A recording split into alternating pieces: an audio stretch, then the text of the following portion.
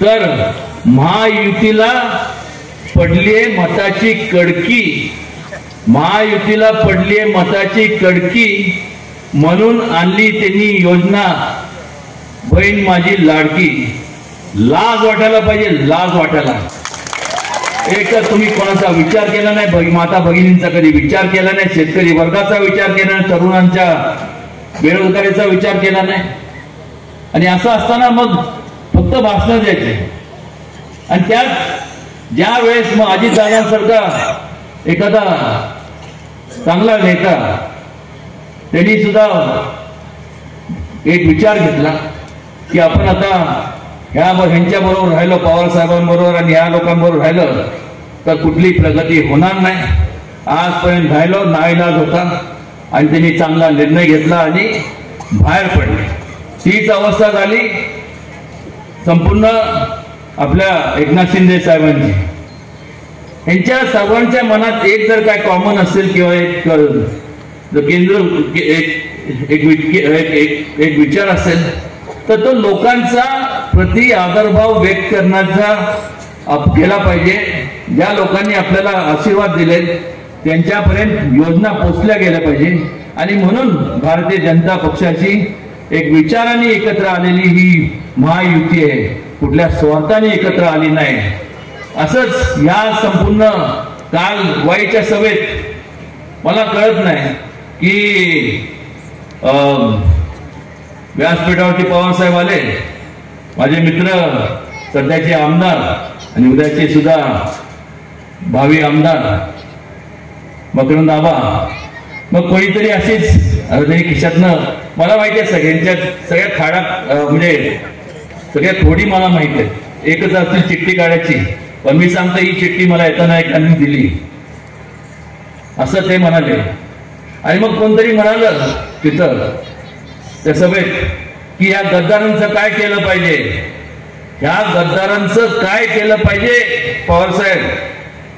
पवार साहेबांनी उत्तर काय दिलं माहित आहे, त्यांना पाडा पाडा आणि पाडा.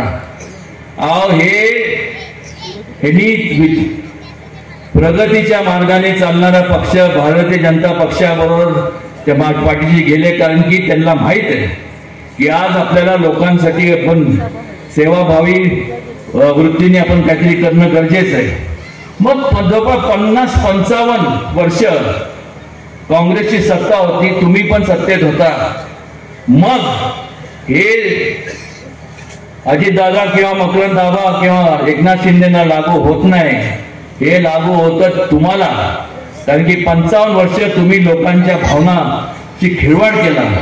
मग आम्ही काय म्हणलं पाहिजे की महाविकास आघाडीला पाडा पाडा आणि पाडा. कारण ह्या लोकांकडनं त्यांच्या ऐन तारुण्यात जे पवार साहेबांनी केलं नाही, तर आता त्यांच्याकडनं अपेक्षा करणं म्हणजे त्यांच्यावरती फार मोठ्या प्रमाणावरती अन्यायसारखं केल्यासारखं होईल. मला माहित नाही बरेच उमेदवार आहेत त्यापैकी जे कोण असतील ते, पण आज 25 वर्ष ते आमदार असताना ह्या संपूर्ण मतदारसंघाचं संपूर्ण माझ्या अगोदरच्या वक्त्यांनी त्याच्याबद्दल भरपूर सांगितलं की हे झालं नाही ते झालं नाही. ते सांगण्याची आवश्यकता पण नाही. मनोज दादा, धैर्यशील दादा आणि रामकृष्ण वेताळ हे तुम्ही कोणी वासुदेव काका तुम्ही सांगण्याची पण गरज नाही. जेव्हा आपण सगळे फिरतो आपल्याला माहित आहे काय विकास झाला. विकास अजिबात झाला नाही, तर ह्या 25 वर्षात फक्त विकास झाला. मनोज दादा एवढाच सांगतो, ते म्हणतात की एकदा आता यावेळेस मला निवडून द्या म्हणजे षटकार होईल. मनोज दादा बॅट व्यवस्थित हातात घ्या आणि असे षटकार मारा की ह्या मतदारसंघाच्या बाहेर आउट ऑफ बाउंड गेले पाहिजे. पुन्हा या मतदारसंघाचा विचार पण त्यांनी केला नाही पाहिजे. हे आवर्जून या ठिकाणी मला सांगावंसं वाटतं. प्रत्येक वेळेस तुतारी तुतारी तुतारी. हा एवढे 50-55 वर्ष ठीक आहे, त्यावेळेस चिन्ह नव्हतं, आता तो तुम्ही घेतलंय. त्यांनी तुतारी कसली वाजवली तर आश्वासनाची तुतारी. आम्ही हे करू ते करू, हे करू ते करू, केलं तर काहीच नाही. चोराच्या उलट्या बोंबा यांची अशी अवस्था आहे. त्यामुळे फार यांच्याकडे लक्ष देऊ नका, किंबहुना त्यांना घाय पण धरू नका. आज महाविकास आघाडी हे एकत्र येण्याचं कारण एकच आहे की आपल्याला सत्ता हस्तगत करायची, ते त्यांच्याकडनं जमणार नाही. ते जनता जनार्दन लोकशाहीतले राजे तुम्ही आहात. केवळ ह्याच मतदारसंघात नाही तर महाराष्ट्रात प्रत्येक महायुतीचे जिथं जिथं उमेदवार आहे तिथंही त्यांना यश मिळणार नाही. कारण की लोक आता कंटाळले त्यांचे आश्वासन ऐकून ऐकून ऐकून ऐकून. आज आपल्याला खऱ्या अर्थाने यांचा जर विचार केला, फरक महायुती आणि महाविकास आघाडी मधला जो मूलभूत फरक आहे तो एवढाच आहे की महायुतीचे सर्व पक्ष एकत्र आले, एक विचाराने आले, एक प्रगतीचा विचार, लोकांच्या सेवेचा विचार. रहमतपूरची जनता विचारल्याशिवाय राहणार नाही हे मला पूर्णपणे या ठिकाणी माहित आहे. पवार साहेब म्हणतात, काल मला वाटतं मोबाईलवरच बोलले, बरोबर आहे ना. एक मुख्यमंत्री उद्धवजी ठाकरे साहेब होते, ते फेसबुकवरनं लाईव्ह करायचे. म्हणजे मुख्यमंत्री असताना मंत्रालयात त्या ठिकाणी गेले नाही, तर हे आता त्या ठिकाणी फेसबुकच्या ऐवजी मोबाईलवरनं त्या ठिकाणी लाईव्ह झाले. काय म्हणाले की नोकरी हव्या असतील, बेरोजगारी कमी करायची असेल तर तुम्ही मी सांगतो त्या उमेदवारांना निवडून द्या. पवार साहेब, माझ्या एका छोट्या कार्यकर्त्याचा आपल्याला प्रश्न आहे. 4 वेळा या राज्याचे मुख्यमंत्री राहिला, पश्चिम महाराष्ट्राने भरभरून आपल्याला मतांची त्या ठिकाणी तुमच्या झोलीमध्ये मतं टाकली, काँग्रेसला पाठबळ दिलं. 40-45 वर्ष तुमच्या मार्गदर्शनाखाली सरकार आली, तुम्ही माझ्या या कराड उत्तर मध्ये एक चांगला उद्योगधंदा आणू शकला नाही, माझ्या बेकार तरुणांच्या हाताला काम मिळू शकला नाही.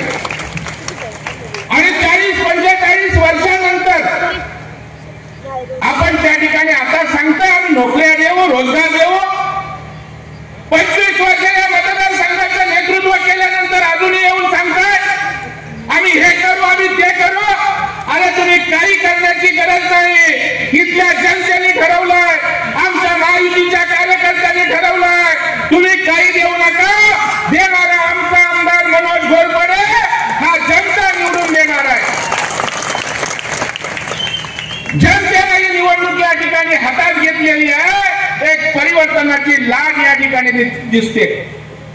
जनता ही आपला ऐकेल आणि प्रचंड मताधिक्यानं या ठिकाणी आपल्या या ठिकाणच्या मनोज दादाला निवडून दिल्याशिवाय या राहणार नाही. अनेक विषय आहेत. या ठिकाणी सह्याद्री साखर कारखाना आहे. 5 वर्ष या कारखान्याच्या त्या ठिकाणी टोळ्या येत नाही. 20-20 वर्ष त्या ठिकाणी अनेक महिने शेतात राहून त्या ठिकाणी अन्य कारखान्याला त्या ठिकाणी ऊस त्या ठिकाणी गेला आणि ज्या वेळेला सभासदांनी दुसरीकडे ऊस नेला, मला माहिती मिळाली की यांनी सभासदांकडून माफीनामे मागून घेतले. बरोबर आहे ना. अरे कुठली मस्ती, सहकारी कारखान्याचे मालक तुम्ही चेअरमन नसता. मी सहकारात काम करतो, सहकारात त्या ठिकाणी संस्थेचा मालक आज सभासद असतो, माझा शेतकरी असतो. तुम्ही त्यांचे माफीनामे त्या ठिकाणी घेतले. आता तुम्हाला रहमतपूर आणि कराड उत्तरची जनता माफ करणार नाही. माफीनामा लिहून दिलात तरी माफ करणार नाही.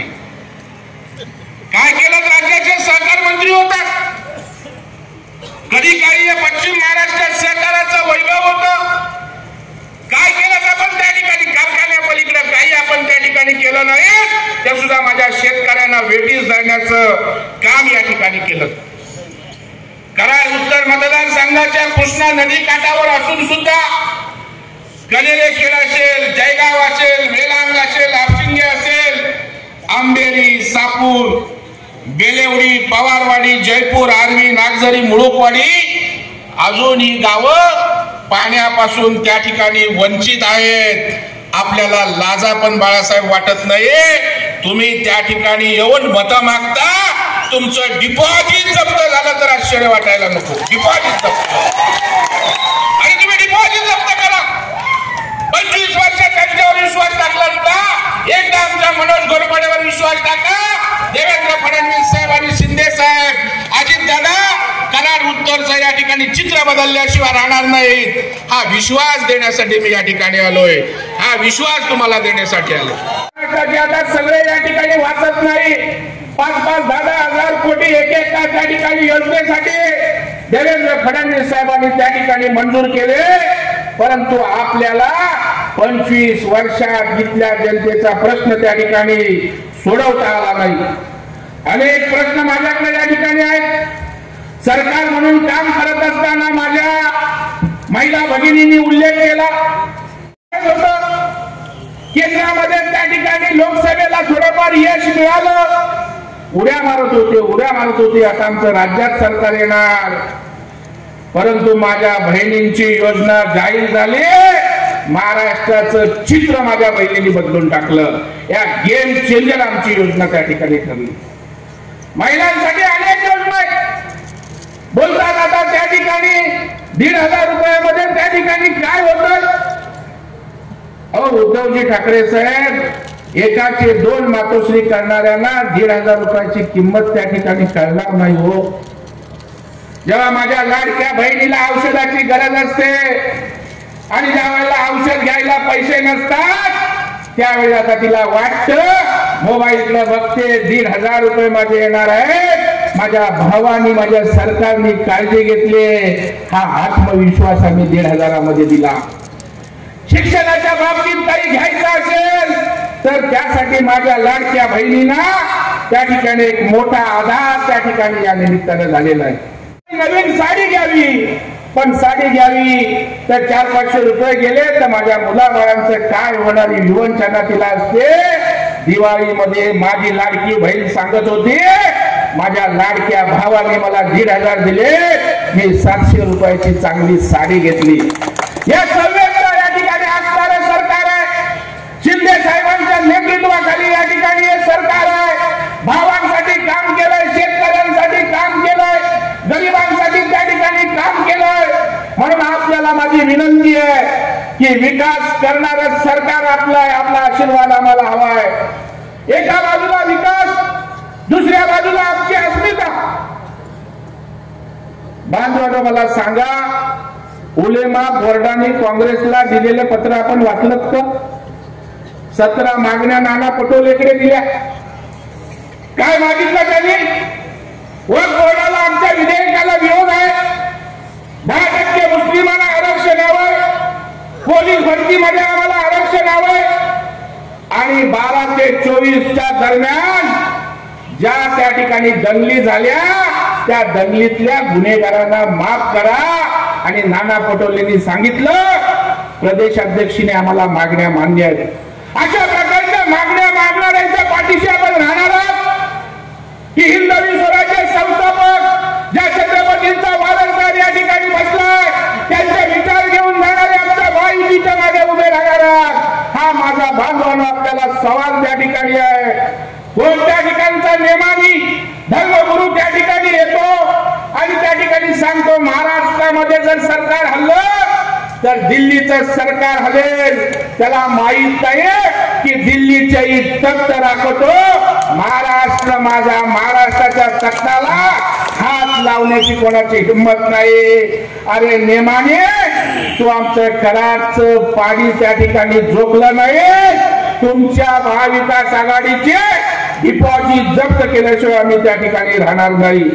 माझी आपल्याला विनंती आहे, आम्ही मदत करू. या ठिकाणी चांगले कारखाने इथल्या बेरोजगार तरुणांच्या हाताला काम देण्यासाठी आपण आणा. इथली जनता आपल्याला आयुष्यभर त्या ठिकाणी दुआ दिल्याशिवाय राहणार नाही. काही पाप केलाय, यांनी त्या ठिकाणी पाप केलाय आणि आम्हाला पापी म्हणतात. सतेज पाटील सांगतात की शेतकरी आत्महत्या करतायत, त्या पापाचे धने देवेंद्र फडणवीस आणि सतेज पाटील. लाज वाटत नाही? 40-50 वर्ष तुमच्या पक्षाने राज्य केलं. पवार देशाचे कृषी मंत्री होते, पश्चिम महाराष्ट्रानं काँग्रेसचं नेतृत्व केलं, तेव्हा झालेल्या शेतकऱ्यांच्या आत्महत्येचे तुम्ही पापाचे धनी आहात का? याचं उत्तर या ठिकाणी जनता विचारणार आहे. आणि म्हणून माझी आपल्या सगळ्यांना विनंती आहे, खूप बोलण्यासारखं आहे, परंतु आपले राजे या ठिकाणी बोलणार असल्या कारणानं मी जास्त आपला या ठिकाणी वेळ घेत नाही. पण विधिमंडळातलं माझं भाषण ऐकायला पाहिजे होतं. माझ्या मुंबई बँकेच्या संदर्भात हे सहकार मंत्री बोलत होते. त्यावेळेला मला आमच्या धैर्यशीलने फाईल दिली होती. बोललो शिवाजी शिक्षण संस्था अरे सभासद पण झाले नाहीत, ते डायरेक्ट चेअरमन झाले. बोला अशा प्रकारचा बोगस मंत्री आमदार होतो, मंत्री होतो, परंतु आता तुम्ही त्याला त्या ठिकाणी थांबवण्याची आवश्यकता आहे. मला कोणीतरी सांगितलं येताना, त्या ठिकाणी मला भाषण त्यांचं दाखवत होतं माझा सहकारी. त्यांनी सांगितलं मी 5 वेळा आमदार झालो, आता त्या ठिकाणी मला षटकार मारायचा आहे, मी षटकार त्या ठिकाणी मारणार आहे. बाळासाहेब पाटील तुम्हाला माझं सांगणं आहे, तुम्हाला फुलटॉस दिलेला नाही जनतेनं, आपण षटकार मारणार. तुम्हाला आमच्या देवेंद्रजींनी यॉर्कर टाकलाय, तुमच्या दांड्या गुल केल्याशिवाय मनोज घोरपडे आणि इथली जनता त्या ठिकाणी गप्प बसणार नाही. माझी आपल्याला विनंती आहे. मी महाराष्ट्रात फिरतो, विदर्भात गेलो, मराठवाड्यात गेलो, उत्तर महाराष्ट्रात त्या ठिकाणी गेलो. पूर्ण महाराष्ट्रामध्ये वातावरण आहे, पुन्हा आम्हाला महायुतीचं सरकार हवं आहे. उद्या आपलं सरकार येणार आहे, उद्या तुमचं सरकार येणार आहे, उद्या महायुतीचं सरकार येणार आहे. आणि आम्ही जर 2 वर्षात एवढी कामं करू शकतो तर पुढच्या 5 वर्षात काय करू शकतो. आपण पुन्हा या महाराष्ट्राच्या विकासासाठी, कराड उत्तरच्या या ठिकाणी मतदारसंघाच्या विकासासाठी आपण त्या ठिकाणी मतदान आपल्या कमळावर त्या ठिकाणी करा. अरे तू 25 वर्षात विकास बोलतो, माझा रहमतपूरशी संबंध नाही. माझ्याकडे आपले आमचे काका त्या ठिकाणी आमच्या भारत माझ्या पीए बरोबर आले, बोले काशीद गल्लीमध्ये कुठे हनुमान मंदिर आहे, 15 लाखाचा निधी हवाय. प्रवीण दरेकरनी रहमतपूरला 15 लाखाचा निधी दिला. तुमच्याकडे येऊन तुम्ही देऊ शकला नाही, प्रवीण दरेकरने दिला. त्याच्यामुळे आता तुम्हाला घरी बसायचं आहे. आणि त्यामुळे माझी बांधवांना विनंती आहे, ही निवडणूक तुमची आहे, ही निवडणूक जनतेची आहे, ही निवडणूक युवकांची आहे, ही निवडणूक माझ्या लाडक्या भगिनींची आहे, ही निवडणूक शेतकऱ्यांची आहे, युवा वर्गाची आहे. या भावनेतून आपण साऱ्यांनी या ठिकाणी काम करावं आणि मनोज घोरपडे यांना 50,000च्या वरच्या मताधिक्यानं कमळावरच्या समोरील बटन दाबून विजयी करा, अशा प्रकारचं कळकळीचं आवाहन मी आपल्याला करतो. आणि तो विजयाचा गुलाल उधळण्यासाठी आपल्या राजांसोबत मी आपल्याकडे या ठिकाणी येईल एवढा विश्वास या ठिकाणी व्यक्त करतो. अरे छत्रपतींचं नाव घेता, छत्रपतींच्या पुतळ्यावर आमची टीका करता.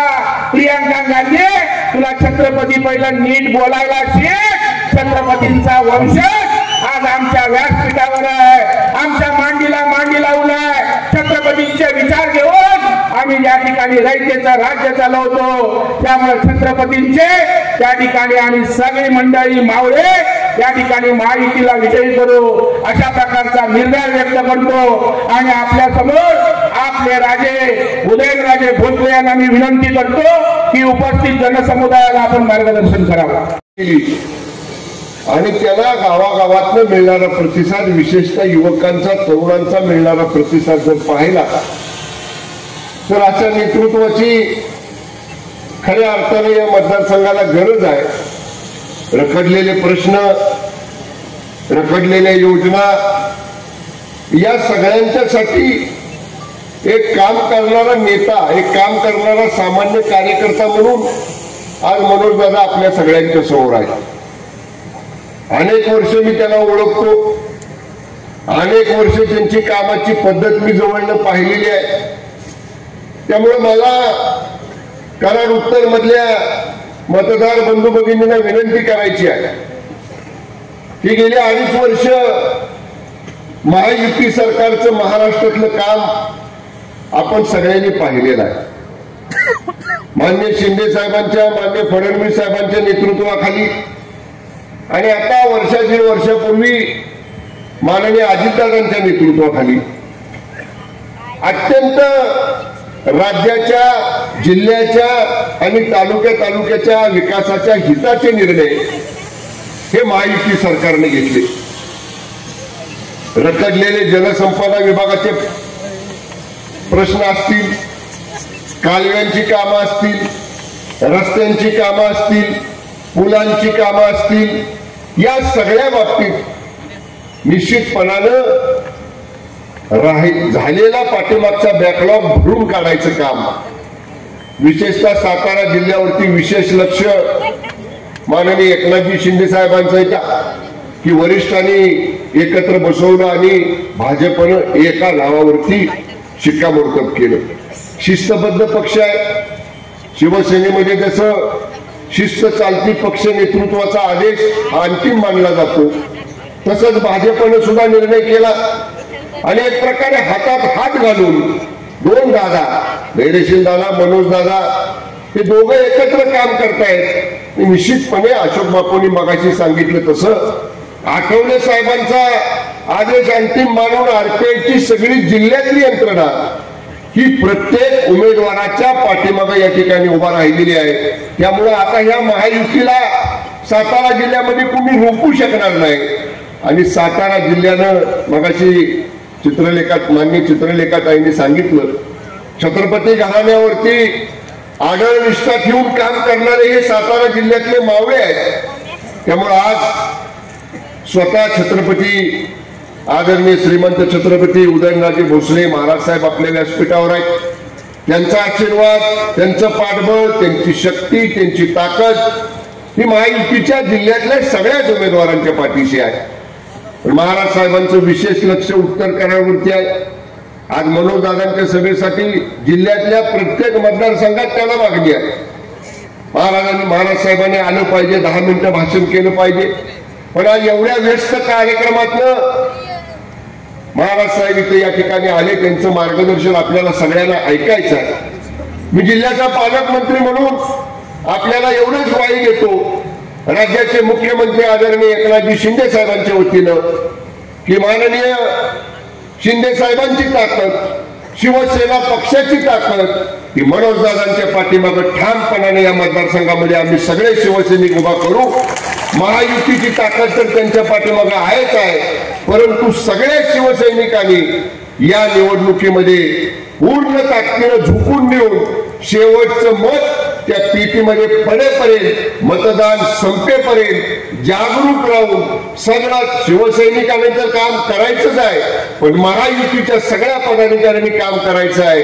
आणि पूर्ण बहुमतानं या मतदारसंघामध्ये महायुतीचे उमेदवार म्हणून मनोजदादा घोरपडे यांना प्रचंड मताधिक्याने आपण विजय करायचा आहे. कमळाच्या चिन्हासमोरचं बटन दाबून आपलं बहुमोल मत आपण महायुतीला द्यावं, मनोजदादा घोरपडेला द्यावं एवढी नम्र विनंती आपल्याला करतो आणि वेळेअभावी या ठिकाणी थांबतो.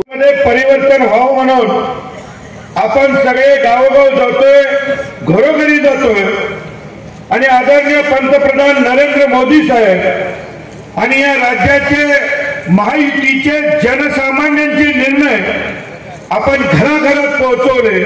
घराघरामध्ये प्रत्येक लाभार्थ्याला लाभ दिला आणि त्यामुळं भारतीय जनता पार्टी आणि महायुती घराघरात पोहोचली. आज मनोजदादांना तिकीट मिळाल्यानंतर सगळ्या गावोगावचे लोक या ठिकाणी बाहेर पडले आणि शिक्कामोर्तब झालं की 23 तारखेला महायुतीचे उमेदवार मनोजदादा घोरपडे यांचा विजय हजारो मतांच्या फरकाने होणार. खरं तर अनेक भाषणात मी तुमच्या समोर बोललो, परंतु आज आपल्याला दरेकर साहेबांना ऐकायचं. आणि 2009 पासून कराड उत्तर मध्ये परिवर्तन करण्यासाठी आम्ही प्रयत्न करतो. 2014च्या निवडणुकीमध्ये असेल, 2019च्या निवडणुकीमध्ये असेल, या ठिकाणी मनोजदादा आणि आम्ही एकमेकाच्या विरोधात उभं राहिलो. गेल्या वर्षी 2019ला छत्रपती उदय महाराजांनी माझी शिफारस केली आणि प्रवीण भाऊ तुम्हीच मला या ठिकाणी शिवसेनेचं तिकीट दिलं, परंतु आमच्या मतामध्ये विभागणी झाली आणि एकमेकाच्या विरोधात लढल्यामुळे मताची विभागणी झाली आणि नको तो बिनकामाचा आमदार, निष्क्रिय आमदार 2009 पासून या कराड उत्तरच्या भोकांडी बसला की या सगळ्या नेत्यांच्या सांगण्यावरून आणि जनतेच्या मागण्यावरून, जनतेची काय मागणी होती, या ठिकाणी कराड उत्तर मध्ये कमळ पाहिजे. जिल्ह्याचा अध्यक्ष म्हणून या सगळ्या नेत्यांच्या पाठीमागे लागून आता खरं तर शंभूराजा गेले, त्यांनी सुद्धा म्हणले हा मतदारसंघ शिवसेनेचा आहे, आम्हाला मिळाला पाहिजे. उपमुख्यमंत्री अजितदादा म्हणले इथं माझा आमदार आहे, आम्हाला राष्ट्रवादीला मिळाला पाहिजे. सगळ्या नेत्यांना समजून सांगितलं की या ठिकाणी भारतीय जनता पार्टी आणि महायुतीचा कार्यकर्ता घरोघरी गेला, परिवर्तन यात्रा काढली, रामराज्य रथाच्या माध्यमातून गेलं आणि कमळ चिन्ह या ठिकाणी उदय महाराजांच्या माध्यमातून घरोघरी गेलेलं आहे. आम्हाला कमळ चिन्ह पाहिजे. वरिष्ठांनी आपलं ऐकलं, युतीच्या नेत्यांनी ऐकलं आणि तुमची मागणी मान्य केली, तुम्हाला कमळ चिन्ह दिलं. दुसरी मागणी होती, आम्ही फिरत होतो उमेदवार म्हणून फिरत होतो, त्यावेळेस तुम्ही म्हणायचं दादा 2014ला लढलं, 2019ला लढलं, म्हणून दादानी धैर्यशील कदमांची मताची बेरीज केली तर ती बाळासाहेब पाटलाच्या पेक्षा जास्त जाते. आता तुम्ही भांडू नका आणि एकाच एक उमेदवार द्या, एकाच एक उमेदवार द्या. आणि म्हणून तुमची दुसरी मागणी आदरणीय देवेंद्र फडणवीस साहेबांनी मिटिंग मध्ये मांडली होती, तुम्हाला तिकीट मिळेल म्हणून. ठीक आहे म्हणलं, म्हणून दादा म्हणलं ठीक आहे, घ्या कोणाचं म्हणणं. आणि तिघांनी पण साहेबांचा निर्णय सोपवला आणि साहेब म्हणले धैर्यशील दादा यावेळी आपण मनोज घोरपडेंना तिकीट देऊया. आता शब्द दिला होता, नाही म्हणता आलं नाही, परंतु तिकीट जाहीर झालेल्या दिवसापासून आम्ही कुणाच्या फोनची वाट बघितली नाही, कुणाच्या निरोपाची वाट बघितली नाही.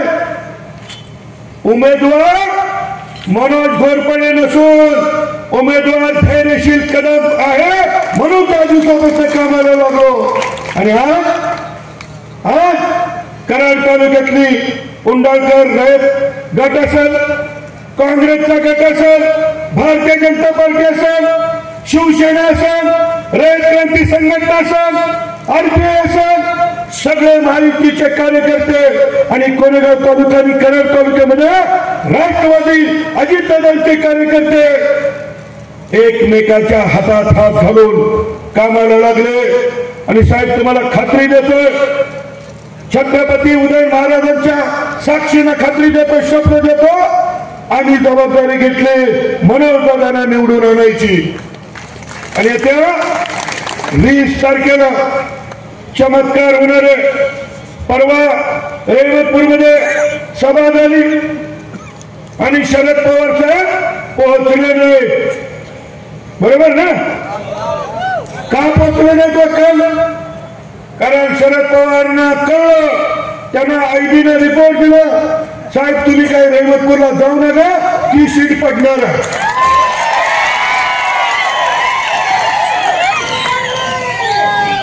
साहेब तुम्ही रेवतपूरला जाऊ नका, तुमचा बाळासाहेब पाटील पडणार आहे.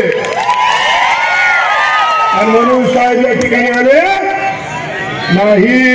ही लक्षात ठेवा, पवार साहेब सूचना देतात का नाही, ही सूचना आपल्याला दिलेली आहे. आता नेत्याने कामाला लागायचं. सगळ्या मतदारसंघामध्ये 1000 कोटीची विकास कामं तुम्ही दिलीत आम्हाला. किती? 1000 कोटीची. थोडी थोडी नाही, तुमचं सगळ्यांचं ऐकलंय, आम्ही ऐकलंय, नेत्याने ऐकलंय. आता मनोजदादांना निवडून आणायची जबाबदारी कुणाची? मनोजदादांना निवडून आणायची जबाबदारी कुणाची? मनोजदादाचं चिन्ह कुठलं? मनोजदादाचं चिन्ह कुठलं? उद्या मतदान कुठल्या चिन्हाला करायचंय? कुठल्या चिन्हाला मतदान करायचंय? धन्यवाद. जय हिंद, जय भारत. पक्ष न पाहता जिल्हा बँकेची वाचवली ते स्वर्गीय लोकनेते विलासराव मुंडाळकर यांसाठी कार्य करत आहे. त्याचा सार्थ मला अभिमान आहे. राजकारण करत असताना सत्तेचं विकेंद्रीकरण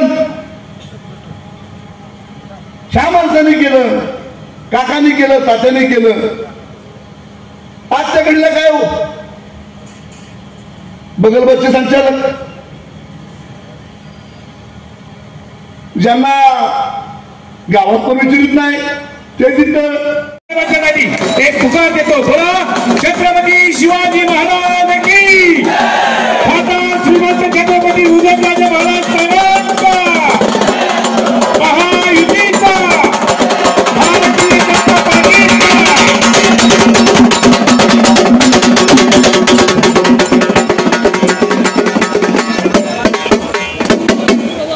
मित्र हो, यानंतर आपल्या सर्वांशी बोलतोय कोल्हापूर बहिणींनी आता हातात घेतली आहे ही निवडणूक, त्यामुळे मी जास्त बोलणारच नाही. महिलांनाच सांगते, महिलांनो, ही सातारची भूमी तुम्हाला माहिती आहे.